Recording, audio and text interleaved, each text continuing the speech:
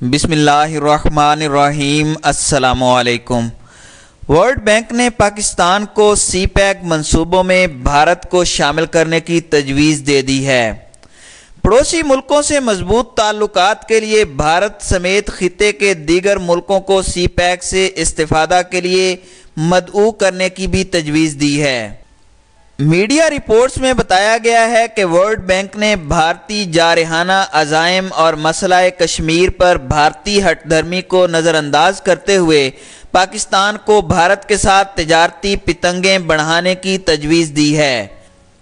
World bank کا کہنا ہے کہ جنوبی ایشیا اور وسط ایشیائی ریاستوں کے مابین علاقائی تجارت کو آسان بنانے کے لیے بھارت سمیت خطے کے دیگر ملکوں کو بھی چین پاکستان اقتصادی راہداری منصوبے میں شامل کرنے سے پاکستان کو معیشت کو مضبوط بنانے میں مدد ملے گی۔ معاشی اور سماجی اہداف سفارشات پر مشتمل 100 سال کا پاکستان رپورٹ میں ورلڈ بینک نے علاقائی تجارت میں پائے جانے والے امکانات کی نشاندہی کرتے ہوئے کہا ہے کہ پاکستان جنوبی ایشیا کے ممالک، وسط ایشیائی ریاستوں اور چین کے ساتھ اپنی مجموعی تجارت کو 18 ارب 48 کروڑ ڈالر کی موجودہ سطح سے 2047 تک 58 ارب ڈالر تک بڑھا سکتا ہے۔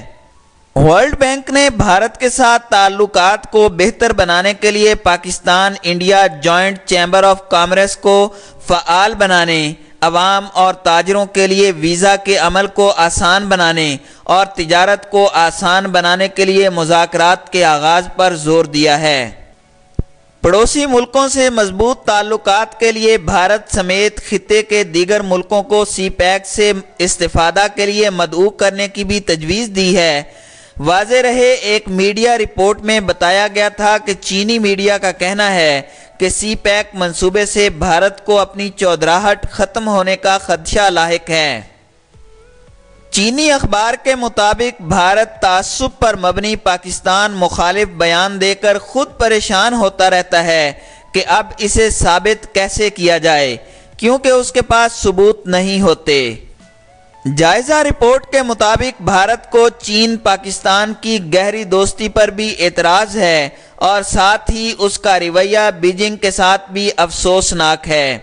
وہ خطے میں اپنی چودراہٹ چاہتا ہے لیکن اس کا یہ خواب کبھی پورا نہیں ہوگا۔